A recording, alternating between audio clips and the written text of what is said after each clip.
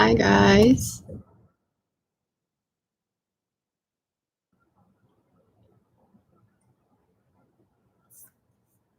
Hope everyone is doing well. Yeah, so this is this is my first live. I'm scared. Let me see if I can can I share this like to my Facebook page or something like that? I wonder if I can do that. Let's see. Oh yeah, it looks like I can do that. See, I'm learning as I go. Again, thanks for tuning in to this first live stream. I really appreciate it. I don't know how often I'm gonna do this, but I mean, I guess we'll see what happens, right? I guess everything is kind of up in the air now, anyway. Okay, cool. I think I just shared this to my Facebook. We will see. If not, somebody else, feel free. That would be awesome. I don't really know how that works. Anyways, so thank you again for tuning in. I really appreciate it, and happy Valentine's Day. I have monochromatic clothing, so for me to find anything red like this was a task for me. If I do have color, it's gonna be blue or red. Yeah, so that's just what it is.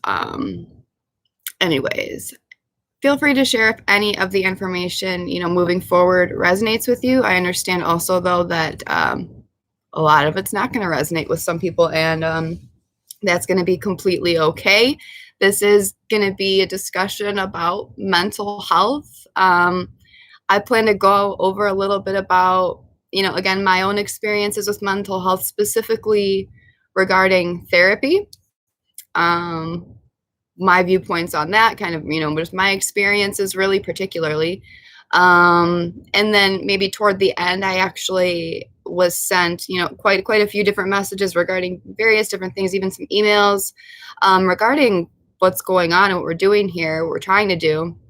And so I figured that I would read actually a few. I have their permission, and I'm going to keep things anonymous, but I'm just going to read some of their stories that they have to share. And again, nothing is too crazy long or anything like that. But again, this is all about opening up a dialogue at a more localized level about mental health.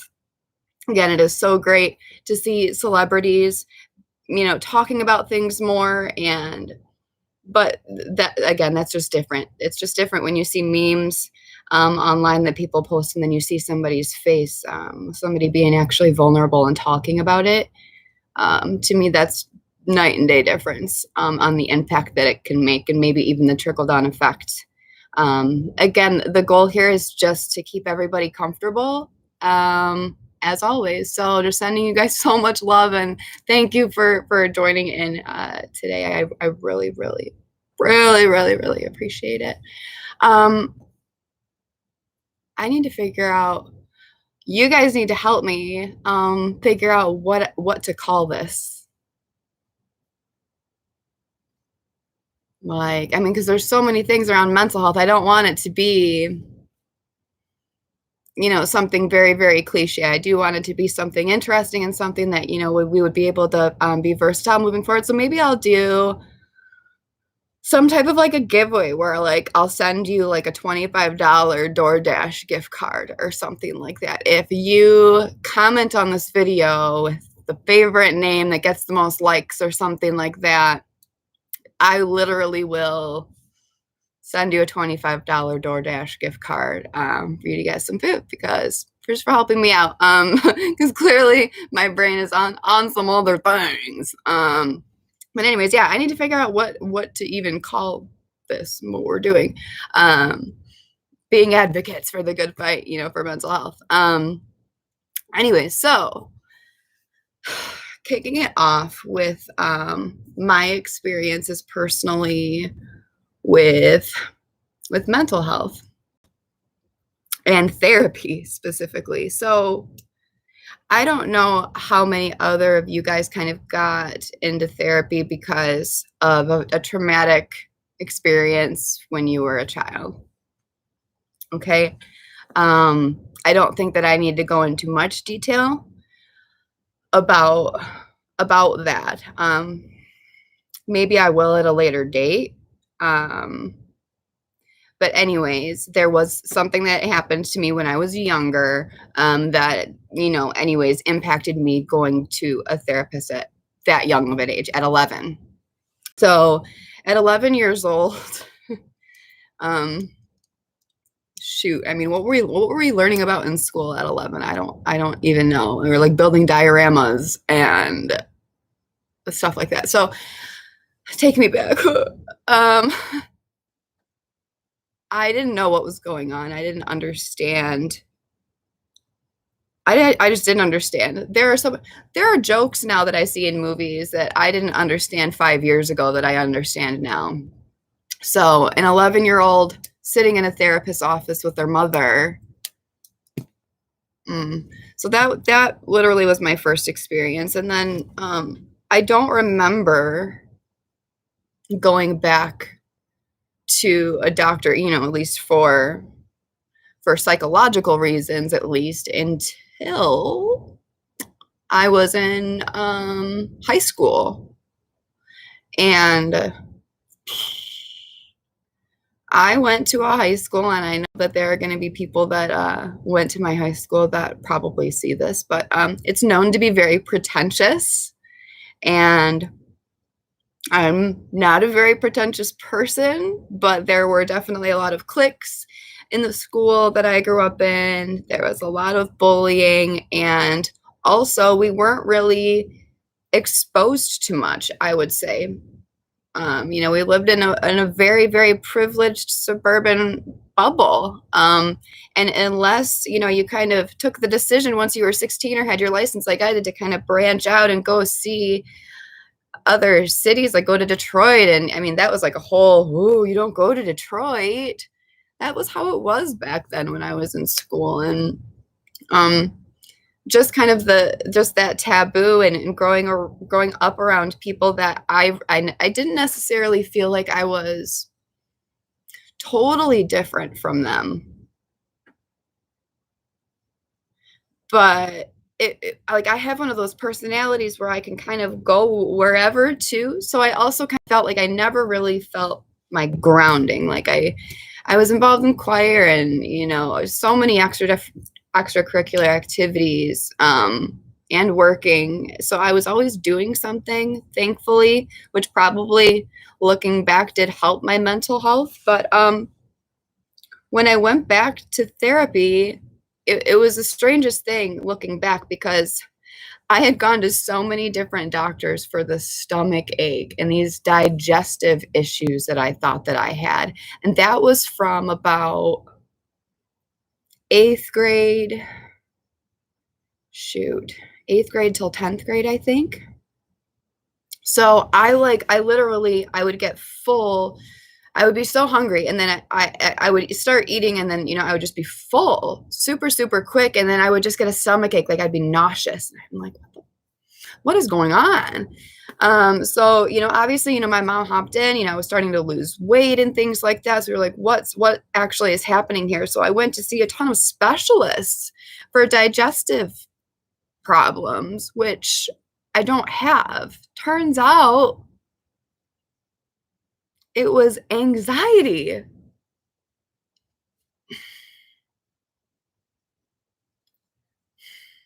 Oh my gosh. It was anxiety. So a doctor didn't tell me this. A therapist did not tell me, or a specialty doctor in the digestive, I don't know what those doctors even called anymore, but they weren't the ones that diagnosed me with anxiety. I was at a pretty young age. But granted, I must say that anxiety runs in my family. My mother does, suffer from anxiety too. I know cousins that have anxiety. I think that basically all of us have some type of level of anxiety when it comes to something. Unless you're Jesus or something, or Christ consciousness, I'm not really too sure. But yeah, so thought I had digestive problems. Went to see all these doctors. it was definitely anxiety that was my problem. That was why I didn't feel like eating or just like felt that nauseous feeling. But I didn't understand that I didn't have a name for it back then. This was like 2000, early 2000s. I graduated high school in 2005. So don't do that math. Don't even go there. So move on to moving on. I went back and tried therapy again because I was having relationship issues. Surprise, when you're a teenager. I had a first love like everybody else did, and he broke my heart. On like my 20th birthday, basically, and come to find out he was like dating another girl, kind of. Yay. So that was great. And I literally thought I was going to marry this guy for real. And if he's watching, he knows who he is. And some of you probably even know who I'm talking about. But as long as he's happy now, honestly, that's really all that matters, because I really do want that for him. But after him and I broke up, my anxiety got worse. I started losing more weight because I guess the way that my anxiety tends to manifest itself is like kind of in my stomach, if that makes any sense. Like if you actually sit there and just allow yourself to breathe for a moment and just recognize how your body feels, realize where you're harboring, those different feelings. And me personally, my anxiety, a lot of times I harbor it in my upper back, right up here by my shoulders. So neck and upper back, and then I harbor a lot of it, in my stomach area. Yeah, so gave me a lot of problems, and I went to a free counselor that Western Michigan University, where I went to college for my undergraduate. I was so fortunate enough to go there. I did have some scholarships granted.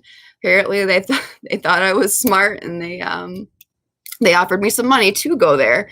So that was great. But it was neat because they did have free therapy for students while you were there. Like if you were a Western Michigan University student, you could get therapy there on campus with a person that was studying, to be a licensed therapist. You could just get the counseling sitting down with them for free. I mean, that was part of them learning, and it's, you don't have to pay for it. So I'm like, why not? Honestly, like I've already shoved out so much money toward these other therapists. Nothing has really helped me at this point. I know that I have anxiety. I think that I have some, probably depressive tendencies too. How do I, and PTSD, how do I work through all of this? And so I go to and sit down with this girl at Western, and she's looking at me and I'm looking at her, and I'm like, how in the world am I going to divulge this, like what I actually need to like talk to you? I don't know if any of you have maybe felt that way. And again, shame on me for, prejudging, her, maybe her skills or how she would react. Maybe that was just my thing. But therapy needs to make you feel comfortable. I'm like, how is I just didn't feel comfortable. And I've probably seen a total of 10 different psychologists, and that includes having anxiety prior to therapy appointments, like about the therapy appointments.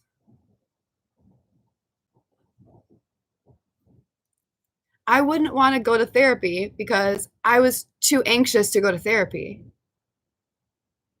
Uh-huh. Huh? Yeah. Yeah. So, and then I wouldn't know what I'd be like, well, I'm going to get in there and I don't know what I'm going to talk about.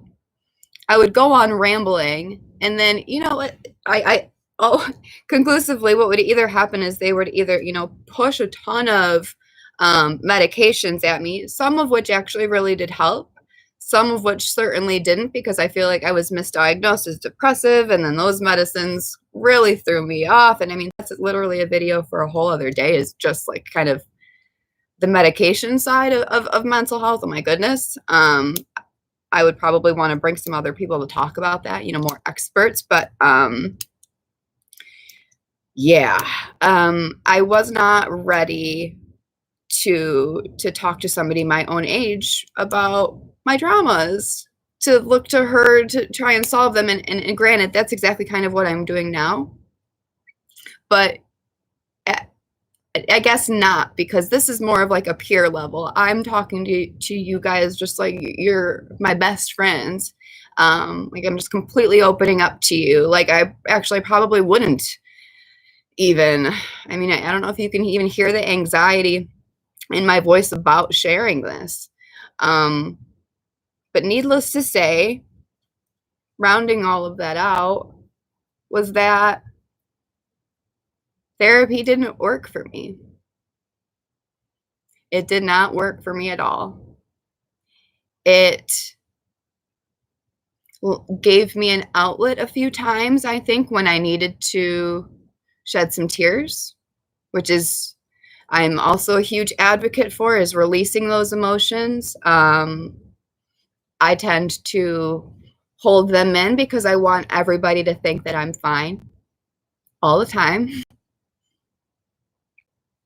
But again, I'm not. I'm not. Um, so yeah, therapy did not work for me. So we're trying other things. Now I'm 33 years old. I've been out of college for quite some time. Have I tried therapy since college? Yes, like I have again. I have still tried it again. So again, it's not, some people are like, well, just go.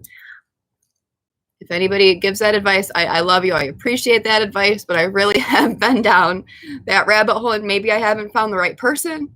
That's quite a possibility too. I'm not sure, but anyways, this is what I'm doing now, and I'm going to stick to this for a little while because it seems to be doing some good both for me and for some of you. So, anyways, that's my thoughts on therapy for me. I know people that have gone to see the same therapist for a decade and look forward to going. So this is not in any way, me saying, "Oh, don't do therapy." Just not at all. It's going to be different for everybody, and you really need to do what resonates with you.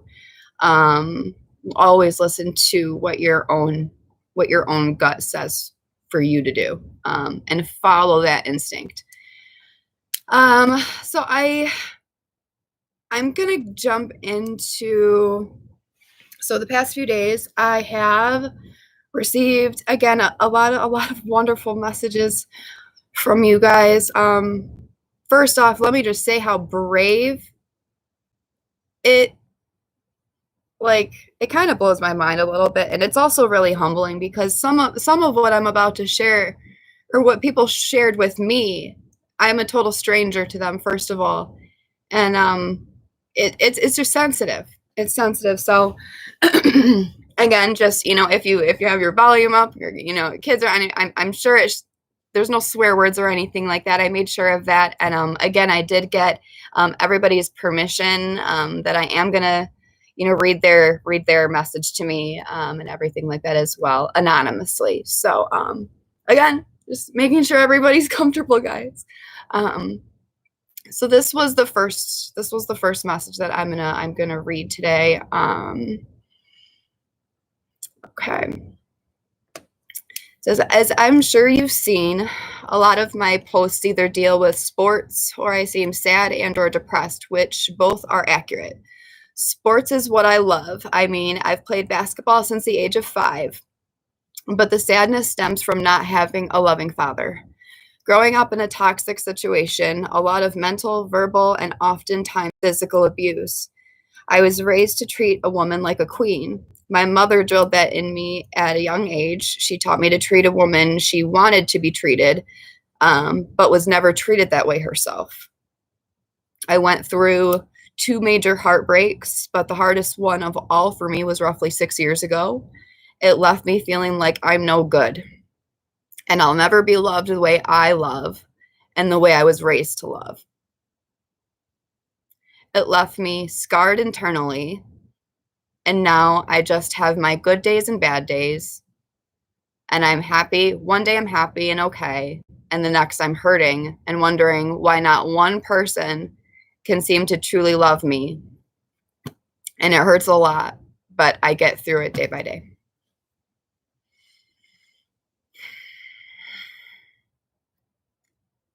I mean,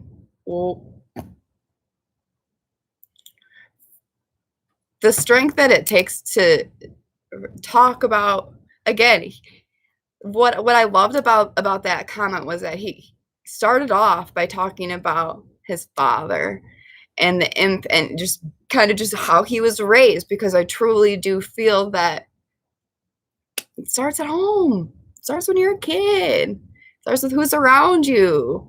Your environment, absolutely. The fact that he said that the sadness stems from not having a loving father. This is something that thank Gaia, thank God that I do not relate. I can't relate to that. I probably have one of the most loving fathers in the entire universe for my dad, and he's always been there for me. So right away, this message just hit me, because I I I know a lot of people, a lot of friends of mine grew up without fathers, whether they had just whether they passed away at a young age, whether their parents just weren't together. I mean, I'm sure that's a totally separate battle in itself. I can't even imagine. So anyways, this just really resonated with me. And then when he talked about the heartbreaks there at the end and his fear, he said, I'll never be loved the way I love and the way I was raised to love. It left me scarred internally. And now I just have my good days and bad days. Sometimes that's really how it feels, right? Like we're just good day, bad day, good day, bad day, good day, good day, good.